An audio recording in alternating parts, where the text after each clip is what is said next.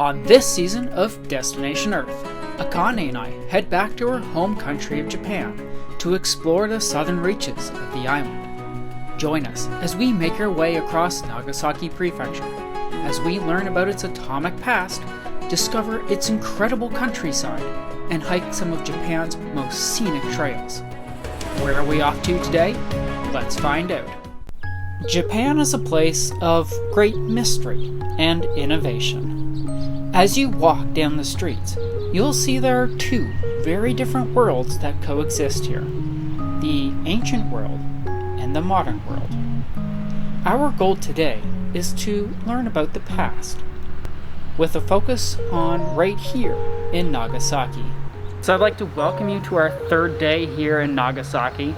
So this morning we're going to be going to the Cultural and History Museum, and on our walk we came up to this temple. Now this is the perfect actually segue into what we're going to be exploring today, which is what is true Japan. And despite being in a pretty big city, you still have amazing structures like this. And it's really the detail that you can see in these structures, and you can see the pride that the Japanese people have in their religion and in the craftsmanship that they do. It's absolutely stunning, and as you're walking through the city, you're going to see there's so many really unique parts that make Japan, Japan. And that's exactly what we want to explore today. This museum is open every day from 8:30 until 6 p.m. with an admission cost of 630 yen per person. Prepare to spend several hours combing through the variety of exhibitions. Looking back at our day, we started off at a temple. Now, as this may indicate, religion's a pretty important part of everyday life here in Japan.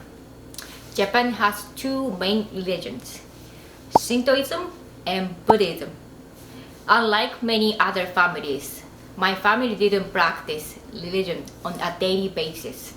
We would visit shrines and temples on holidays or for other important ceremonies, like funerals. But that was pretty much it. With very little background or exposure to these religions myself, I thought looking at these individually would be a really good way to start our history lesson about Japan. As you'll soon find out, religion has played a very important part of its progress, something that we'll be talking about a little bit more coming up. The Shinto religion is one that started right here in Japan. It is a very loose religion, as to say there are no religious heads or churches to attend. Instead, it encompasses a way of life. Most religions I've come across have always involved something that is supernatural. That is something that is either not from this earth, or something that is responsible for the natural things that do exist on earth. In Shintoism, they use the word kami, which are supernatural entities that inhabit all things. Very similar to our indigenous cultures in the West, they believe that everything from natural elements to people can be and are kami, and they can inhabit anything found in nature. As I get older, I find the idea of religious practices to be really quite interesting, to see why so many people have held on to these beliefs for so long. But there seems to be quite the divide between science and religion, and these two entities really try hard to not coexist. Now, I'm sure some say science exists to disprove religion. I'm sure there are people who agree and disagree with this. I'm sure due to science, some religious ideas have indeed been disproved, while others have only been strengthened.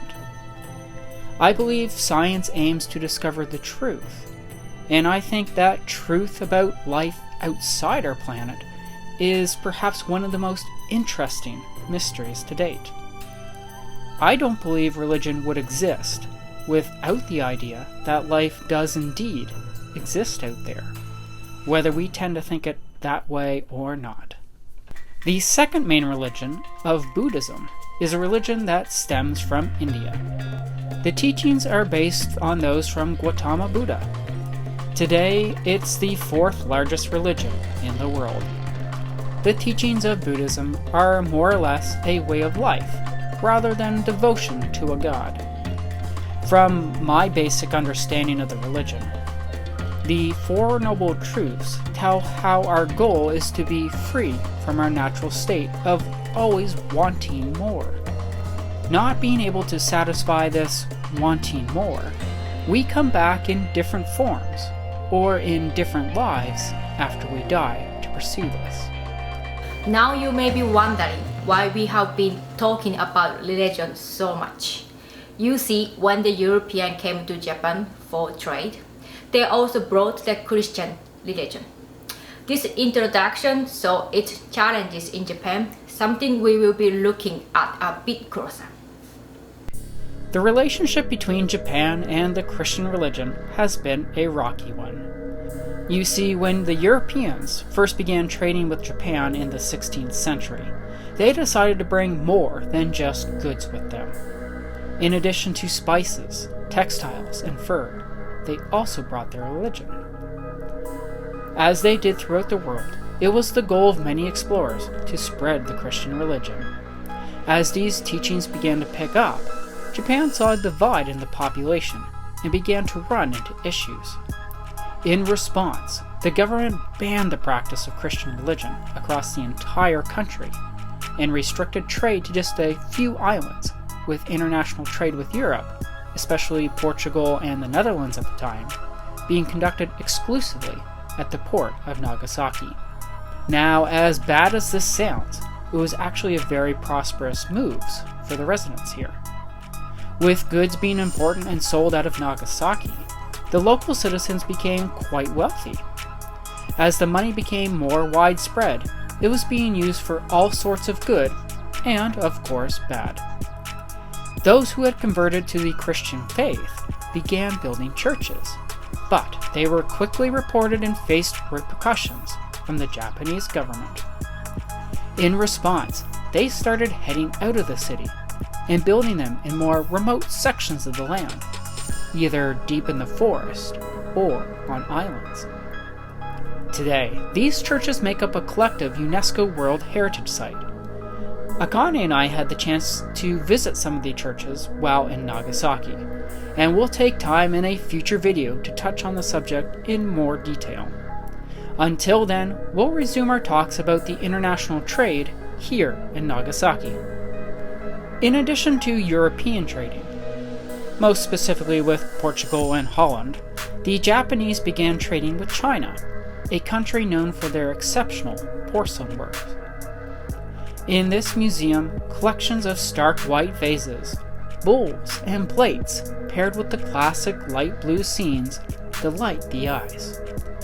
It's no mystery why these fine wares were brought into the country and highly sought after. So far, this museum is amazing. We've been here for about an hour now, and we've learned so much about the history of Japan here in Nagasaki, including the relationships between the Chinese and the Dutch. There's just so much going on. So if you're coming here, be sure to ensure that you're devoting enough time in order to really take in the exhibitions that are here, read the information, and just absorb the history that comes along with this place, so that when you go and visit these places out in the physical town, you're really going to get that understanding that you need in order to appreciate everything that happened. One of these places I'm referring to is called Dejima, a Portuguese and Dutch trading post. This area is a man-made island that served as a trading post for Europe from 1634 to 1854. In order to prevent the further spread of the Christian religion, the Portuguese and Dutch traders were limited to this island, banned from entering mainland Japan. We'll be exploring this site in further detail in a later video. We were able to walk the streets and enter the buildings of this once bustling trade hub. And with that, our time exploring at the museum came to an end. It was nice being back in the museum. So in case you didn't know, I actually worked at a provincial art museum for over 8 years. I was able to gain some appreciation for the past and learn how to connect with these objects in a brand new way. We are going to leave for now, but we hope to see you again as we visit the historic site of Dejima. Bye!